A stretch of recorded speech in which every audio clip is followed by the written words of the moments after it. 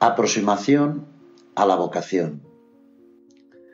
Cuando conocéis la gran inmovilidad interior, la gran paz luminosa y la extensión sin fronteras de los sentimientos, entonces es cuando sabéis lo que es el despertar. Y sin embargo, no estáis más que al principio del sendero. Conocéis el despertar, pero el despertar se disipa y la vida os acapara. Este es el gran obstáculo, este acaparamiento de la existencia que os sumerge en el torbellino cotidiano de lo superficial. Si no reaccionáis, si no lucháis firmemente, el despertar se limitará a ser una realidad entrevista. Algunos recuerdos de plenitud. Eso es todo lo que quedará al término de vuestra vida. ¿Qué hacer, pues? Impedid que la vida os atrape. Debéis luchar para impedir a toda costa que la existencia ahogue vuestra consciencia en sus recovecos. Hay que resistir, no dejarse arrastrar y conservar en vosotros el inmenso despojamiento, la extraordinaria extensión y la dulce paz del despertar. ¿Cómo se puede resistir? Desembarazando vuestra existencia de las preocupaciones materiales superfluas que la habitan, simplificándola, despojándola. El contexto materialista de la sociedad que nos rodea busca arrastraros hacia un camino que no es el vuestro. Se esfuerza por medio de una propaganda desvergonzada en inculcar en vuestra mente preocupaciones y motivaciones que os alejan del sendero espiritual. Analizad vuestras verdaderas necesidades. Liberaros de las falsas necesidades que se os sugieren. Id contra la corriente del condicionamiento colectivo. Cultivar el despertar no es seguir el rebaño. El rebaño es un rebaño de adormecidos. Cultivar el despertar es destinaros a una existencia excepcional. Los iniciados son la sal de la tierra. Lo que es la regla para la masa no puede ser la ley que vosotros debéis seguir. Por lo tanto, debéis cultivar una independencia de espíritu total. No obtenéis ningún provecho de los consejos y los razonamientos de los que duermen. Vuestra existencia tiene un objetivo, una visión diferente de la de ellos. Vuestros valores no son sus valores. Aceptad la soledad del iniciado, reforzadla. Vuestra independencia con respecto a la ideología mundana, si está firmemente establecida, os permitirá hacer un lugar para la búsqueda espiritual. Entonces, la meta asignada a cada uno de vuestros días estará clara.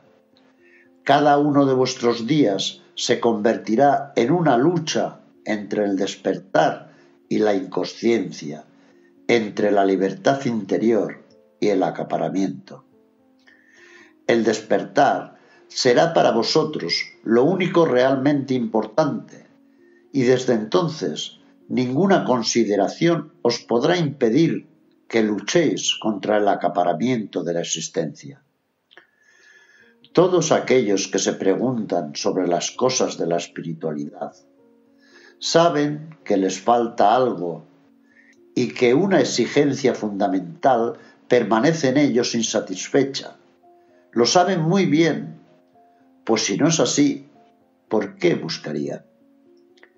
Pero entre los que cuentan con un medio para satisfacer esta aspiración, los hay que en el umbral del descubrimiento, esgrimiendo diversas razones sin auténtico valor, abandonan el sendero entrevisto para volver a una insípida vida sin elevación.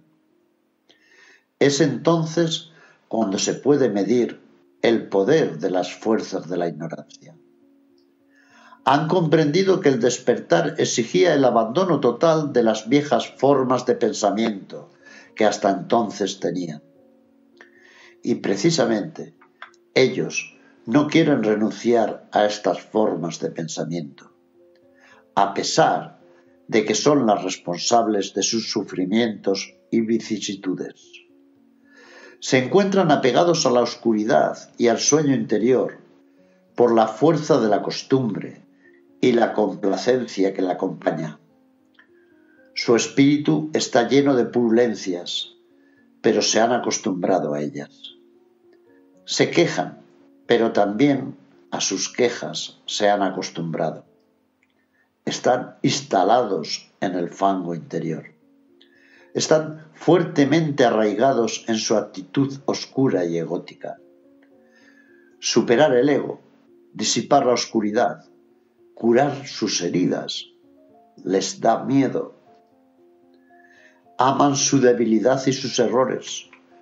Solo la parte superior de ellos mismos reclama la luz, pero su llamada es sofocada por el conjunto de la personalidad que se complace en ella misma y no desea cambio alguno. Este es el callejón sin salida al que llegan algunos peregrinos. Sabedlo bien, el despertar no se instalará nunca en vosotros, a menos que desarrolléis un ardiente sed por obtenerlo. No podrá revelarse sino en la medida en la que estéis firmemente decididos a llevar a cabo en vosotros una revolución radical. El ardor es engendrado por la comprensión. Si no deseamos ardientemente llegar a nuestra realización espiritual, es porque no hemos comprendido en profundidad cuál es nuestra situación existencial. Aquel que sabe que toda vida humana que no conduce a una efectiva realización espiritual constituye un dramático fracaso, éste conoce el ardor. El ardor es engendrado por el amor. Cuando una profunda relación amorosa nos une con el Señor, por nuestro deseo de unión mística, el ardor nos llena. Queriendo comprender, tratando de comprender, buscando comprender, se termina comprendiendo. Queriendo amar, buscando amar, intentando amar, se termina por amar. Así, el ardor puede ser engendrado y el fruto del ardor es la vocación. Posee vocación espiritual aquel en quien el acceso al despertar, el arraigo y la expansión en éste constituyen el objetivo de la existencia. Podéis creer y esperar, pero mientras no tengáis la vocación, las puertas de la iniciación permanecerán cerradas para vosotros. ¿Tenéis vocación? Preguntaros al respecto, averiguar dónde estáis. ¿Tenéis vocación o bien os encontráis en camino hacia su obtención? Si la búsqueda espiritual no es para vosotros una verdadera vocación, si no hacéis más que añadirla a vuestra vida y no vivir para la espiritualidad, nosotros no podemos sino animaros a que continuéis interesándoos por ella y desearos de todo corazón que la bendición de la vocación descienda sobre vosotros. Ojalá que deseéis y busquéis la vocación, pues la vocación viene a quien la desea y a quien la busca. Tener vocación es el final de todo un periplo. Generalmente hemos empezado con un simple interés por la espiritualidad. Ha sido necesario que este interés creciera hasta convertirse en una verdadera preocupación, una búsqueda sistemática. A continuación, ha sido preciso que tuviéramos experiencias interiores en las que poder gustar los preludios de la beatitud. Después, ha sido igualmente preciso que durante nuestros periodos de plenitud mística el despertar se instale en nuestra vida, para que así, durante nuestros ciclos negativos, cuando nos encontremos momentáneamente privados de estas experiencias, nos diésemos cuenta de la terrible caída que se realizaba en nosotros. Así, por tales meandros, un día llegamos a la conclusión de que la vida sin despertar no merecía la pena ser vivida, que no era sino tinieblas, bajeza y mediocridad. Ese día, pues, supimos que poseíamos la vocación y que desde entonces el único y verdadero fin de nuestra vida era el de la realización espiritual. Para quien se encuentra en este estadio, todo comienza. La vida profana se acaba. Es el segundo nacimiento. Entra de pleno derecho en la vida mística. Cualquiera que haya comprendido que la vocación nos comprometía en una empresa de larga duración, no puede desanimarse por el número de años que quizás serán necesarios antes de registrar un comienzo efectivo de realización. Comprender que el fin de nuestra vida es la realización espiritual y que no hacer todo lo que esté en nuestras manos para realizarla de forma práctica es una negligencia mortal. La exigencia espiritual no puede encaminarse hacia su propia satisfacción, más que en la medida en que ella constituye el objetivo esencial de nuestra existencia y que toda otra ambición le está explícita y verdaderamente subordinada. Esto debe ser comprendido profundamente, con todas las consecuencias que de ello resultan. Es en la aplicación efectiva de las consecuencias de la vocación en donde se realiza una gran selección. Pues muchos quieren adornar su vida con la espiritualidad, pero retroceden ante la aridez y las exigencias de una verdadera vocación. Quien tenga vocación, reflexione sobre el giro que debe dar su vida, pues nada debe detenerlo. Ningún sacrificio debe parecerle demasiado arduo y además no hay sacrificio sino en la medida en la que hay un apego erróneo. Para realizar cada uno su vocación no es necesario refugiarse obligatoriamente en un bosque o en un monasterio. Realicemos lo que constituyen nuestras aspiraciones más profundas. Permanezcamos en el mundo si nos sentimos profundamente llamados a hacerlo. Abandonémoslo si es eso lo que profundamente sentimos. Pero, ya sea que estemos en el mundo o fuera de él, debemos organizar nuestra vida de forma que podamos crecer a la luz del despertar. Este es el criterio fundamental. No hay reglas rígidas.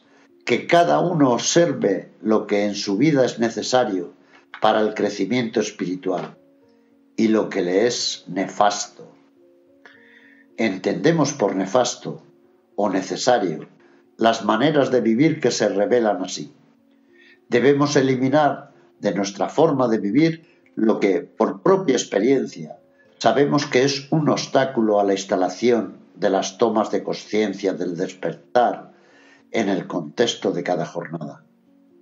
Y al mismo tiempo, debemos elegir un modo de vida que nos permita una progresión efectiva en el seno del despertar. Esto significa que si el trabajo que realizamos para ganar nuestra vida es incompatible con una búsqueda del desarrollo espiritual, debemos cambiar de trabajo.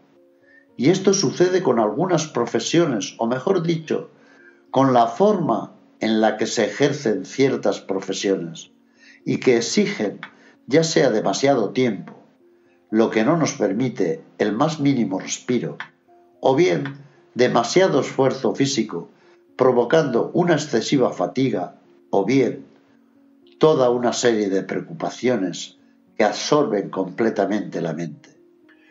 Los criterios del éxito social ya no tienen valor para nosotros. El único criterio que determina nuestro éxito o fracaso es este. ¿Podremos romper el control del acaparamiento existencial para vivir plenamente en el despertar? Del mismo modo, si un hábito nos molesta, debemos cambiar el hábito. Si nuestro entorno familiar o social ejerce sobre nosotros una presión psicológica opuesta a nuestro crecimiento espiritual, debemos abandonarlo. Este es el precio de la liberación. Si nuestras relaciones amistosas y las influencias que éstas ejercen sobre nosotros hacen lo mismo, debemos romper con ellas. Si el lugar en el que vivimos no es favorable, debemos irnos. Y así es para todas las cosas. Solo el que actúa de esta forma se comporta honestamente con su vocación. De lo contrario, es un hipócrita. Y los hipócritas no entrarán en el reino celeste. La vocación no es una idea general y vaga. Repitámoslo.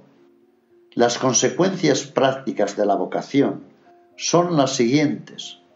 Nuestro objetivo aquí abajo debe ser el de organizar nuestra vida de la manera más propicia para la realización efectiva de nuestra aspiración espiritual.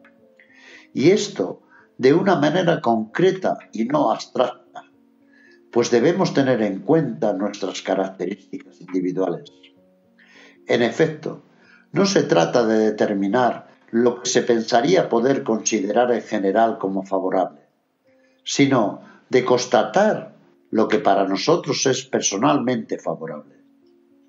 No se trata tampoco de soñar con unas condiciones de vida ideales y trazar un proyecto para realizarlas, sino que desde ahora debemos arreglarnos lo mejor posible con nuestra manera de vivir para que en ella nuestra espiritualidad se pueda desarrollar.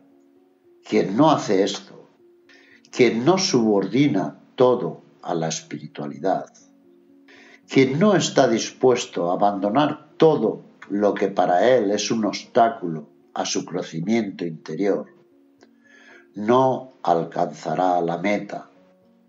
Es una flecha perdida en el arco de la existencia.